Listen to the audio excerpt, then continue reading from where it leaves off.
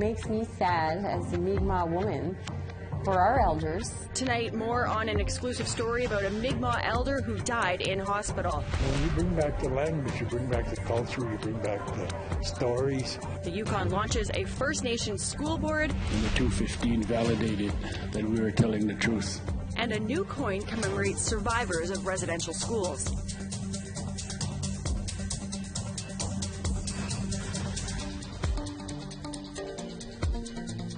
Good evening. Welcome to APTN National News. Thanks for joining us. A Mikmaw family is outraged at the unexpected death of their loved one at a Cape Breton Regional Hospital in Nova Scotia, and they've been looking for answers ever since. Here's Angel Moore with the second of a two-part exclusive look into that. Mary Joe Francis was shocked when a provincial investigation into Bridget Ann Denny's death found the hospital failed to provide adequate care.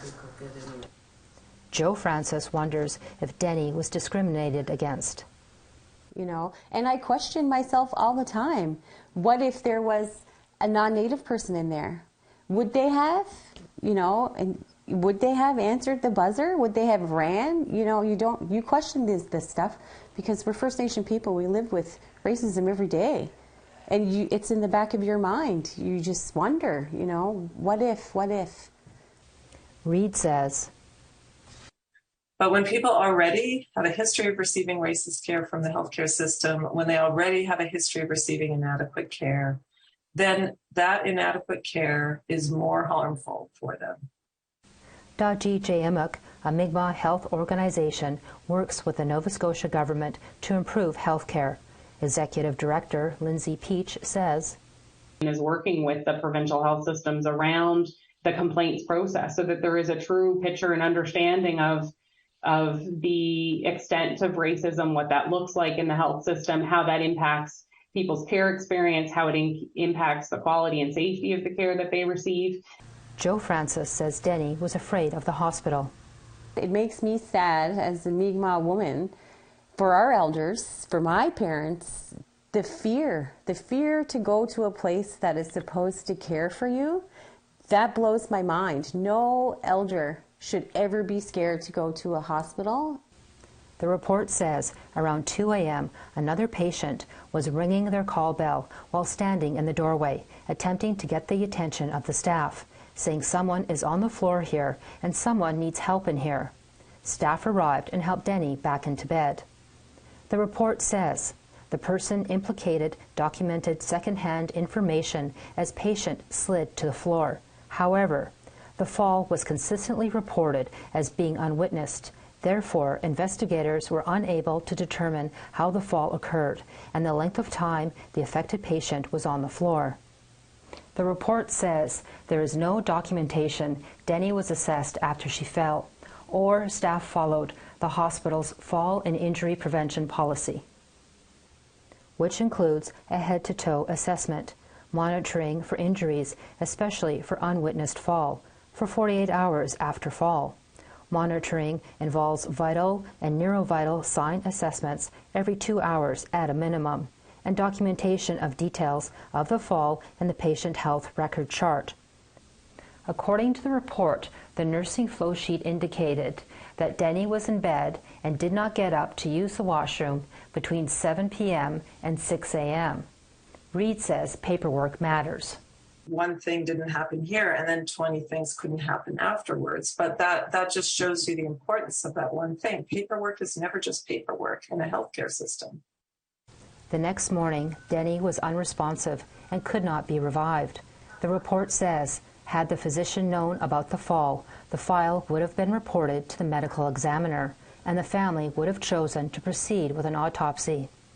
No one had ever said she fell. No one had ever said she had a rough night. No one ever said her blood pressure was low. Nothing. There was nothing other than she was a very sick woman. That's all we were told. Joe Francis says the family wants to hire a lawyer, but cannot find one. Just for the sake of you're taking accountability, we're guilty, we're sorry that this happened to you, and we're going to do better so this doesn't happen to anybody else. But we can't even get that. Reed says the lack of lawyers available to families is for a reason. They have most of the competent health lawyers in the country on retainer. So that is a known barrier to access for accountability for patients, because there are not that many lawyers who have competence in health law and who are available to patients to pursue lawsuits. The report included 5 directives for the hospital, including training staff on documentation policies, fall and injury prevention policies, sign of abuse, duty to report abuse, and reporting procedures to the PPCA. The Nova Scotia Department of Seniors and Long-Term Care said in an email statement to APTN News, the department will continue to actively monitor the situation until the directives are fully addressed. Joe Francis says that is not enough. They couldn't even let her die with dignity, and that's the most heartbreaking part about it, because this system is our healthcare system. They failed. They failed not only our mother-in-law, my mother-in-law, their mother, our grandmother. The Denny family is considering their legal options. Nova Scotia Health declined an interview request. Angel Moore, APTN National News, Eskazoni First Nation. The man wanted in connection with a fatal stabbing in an isolated Northwest Territories community is still at large. Our reporter Charlotte Moore-Jacobs has an update from Yellowknife. It's been more than 36 hours since the remote community of Fort Good Hope was put on high alert from a critical incident that left 1 person dead and 2 others injured. 3 victims were located near the property, believed to be the primary crime scene, one of whom is deceased, and the other 2 received significant injuries and have been receiving medical treatment. RCMP are still searching for 24-year-old Fort Good Hope resident Thaddeus McNeely, believed to be connected to a fatal stabbing that took place on the evening of September 20th. On Thursday, RCMP in Yellowknife gave this update. McNeely is described as a First Nations man, approximately 6 feet tall, 185 centimeters, 70 kilograms or 155 pounds. He has a slender build, black hair, and brown eyes. Investigators believe this to be an isolated incident and a targeted attack, where the suspect and victims are known to each other. The motive for the attack is still under investigation. RCMP say McNeely is still in the community. The 24-year-old has several prior convictions for multiple assaults, as well as outstanding charges before him. He was released July 26 with conditions that included prohibiting him from possessing a knife or edged weapon except to eat. While the emergency alert that was issued during the evening of September 20th, asking for residents to shelter in place, has been rescinded, police are asking for the community to remain vigilant, as the suspect is believed to be armed and dangerous. Please continue to report any suspicious activity to your local police or dial 911 immediately. Members from the NWT Major Crimes Unit and local detachment are on the case. Anyone with information is asked to contact local detachment or 911. Charlotte Moore-Jacobs, APTN National News, Yellowknife. It's coming up on 4 years since the Trudeau Liberals legalized marijuana in Canada, and today the government announced a legislative review of the Cannabis Act. Lawyer Morris Rosenberg will chair it. Part of the expert panel's mandate will be to examine the Act's impact on Indigenous people. It's also going to look at progress made in deterring criminal activity and dismantling the illicit cannabis market. Also to be reviewed is access to cannabis for medicinal purposes. At a press conference, Minister of Mental Health and Addictions Carolyn Bennett stressed the importance of legalization in fighting the illegal, toxic drug supply. I think since the advent of edibles, that we need to do more, and that I think that families need to ensure that it's in a safe place where children can access it, and I think everybody agrees with that. But I think that having a legal supply is going to, and regulated supply becomes hugely important as we face this toxic drug supply across this country. We need to take a commercial break, but when we come back, starting the school year off right.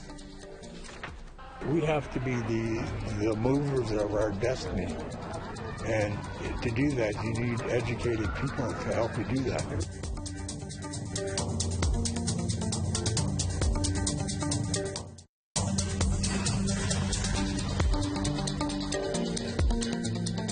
Welcome back. Students in the small Yukon community of Haines Junction are well into the start of their school year.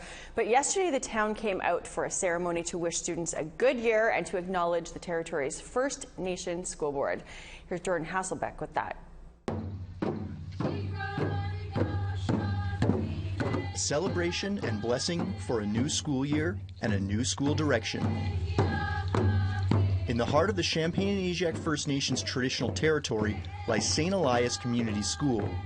The only school in Haines Junction, it's been the place where many Champagne-Aniak citizens got their first taste of education. But for decades, the curriculum didn't represent the diversity of the students or the traditional territory the school stood on. In recent years, the school has started to include more Indigenous-based education, and this year it takes another step in that direction. It's a very strong step towards reconciliation, our community coming together to educate our children in two worldviews. So the First Nation School Board is very inclusive, and we want to be able to honor everyone's backgrounds and where they come from. St. Elias is one of 8 schools in the territory to sign on to the new First Nation School Board. The board aims to promote reconciliation by tailoring its curriculum to reflect Yukon First Nations ways of knowing, being, and doing, something former Champagne-Aniak Chief James Allen says is important to the First Nation. We have to be the movers of our destiny. And to do that, you need educated people to help you do that.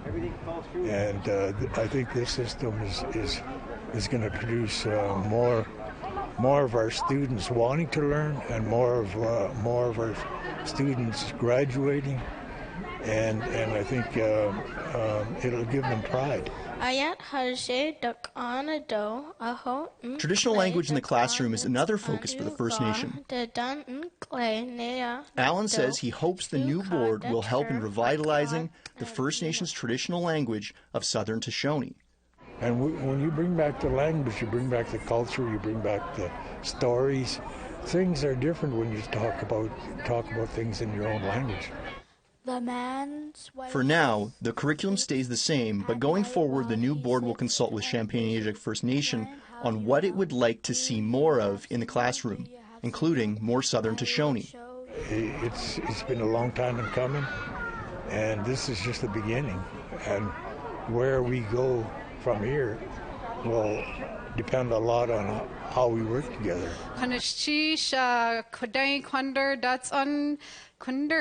Thank you for telling us this story. Jordan Hasselbeck, APTN National News, Haines Junction. One of the biggest resource development decisions in Nunavut's history is due this week, pitting economic development against environmental concerns. The saga of the Baffin Land iron ore mine has dominated business discussions in the North Baffin region for almost a decade now. Our Kent Driscoll joins us from Iqaluit to break it all down. Thanks. The big decision is whether the Nunavut Impact Review Board will allow the Baffin Land iron ore mine, which is located about halfway in between Pond Inlet and Arctic Bay, Nunavut, to increase their production from 4.2 million tons a year to 6 million tons. They're expected to announce the decision this week. Now, Baffin Land received that same deal back in 2018, but it expired in 2021. The difference between 2018 and now?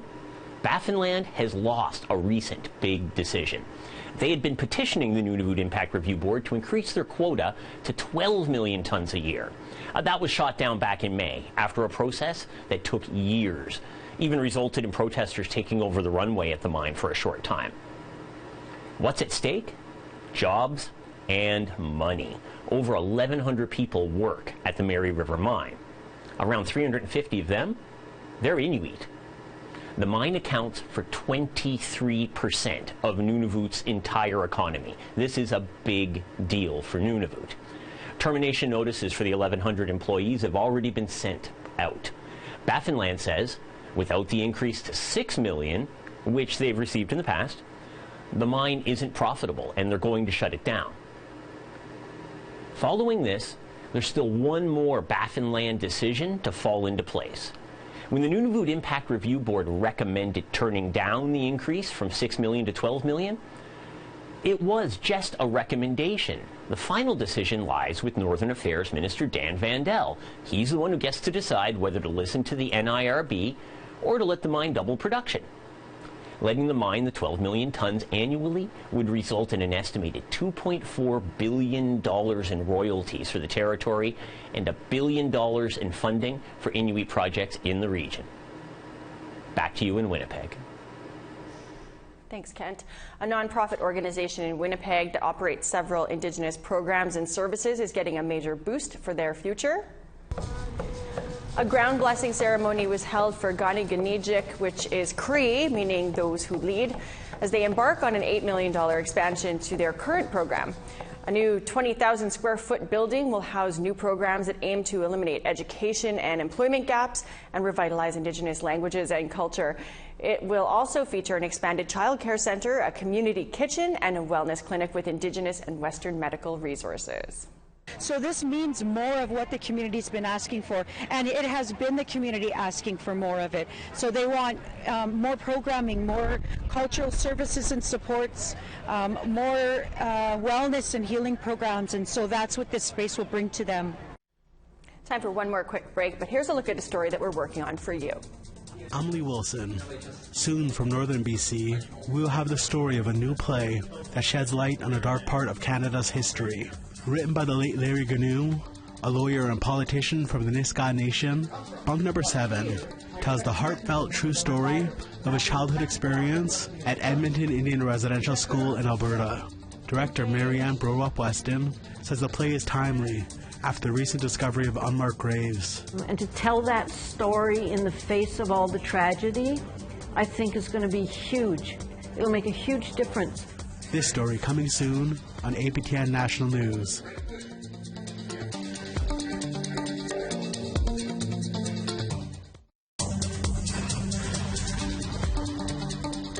Welcome back. It's time now for our photo of the day.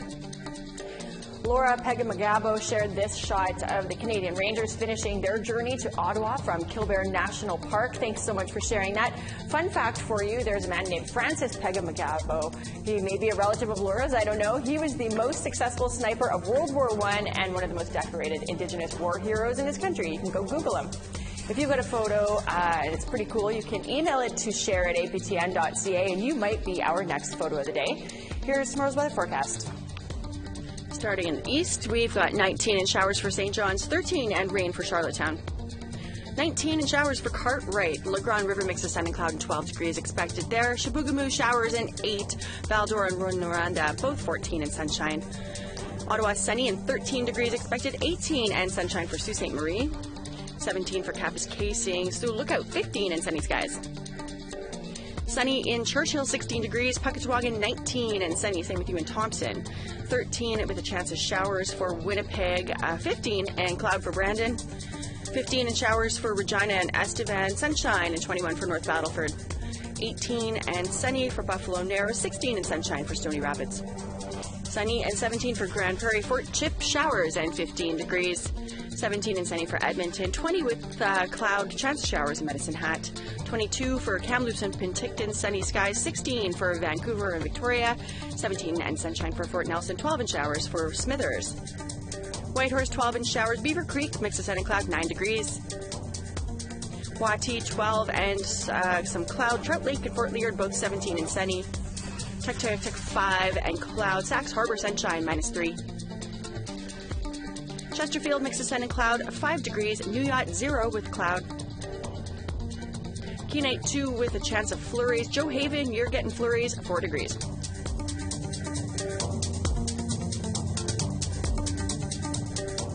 A unique outdoor classroom 4 years in the making has finally made its debut.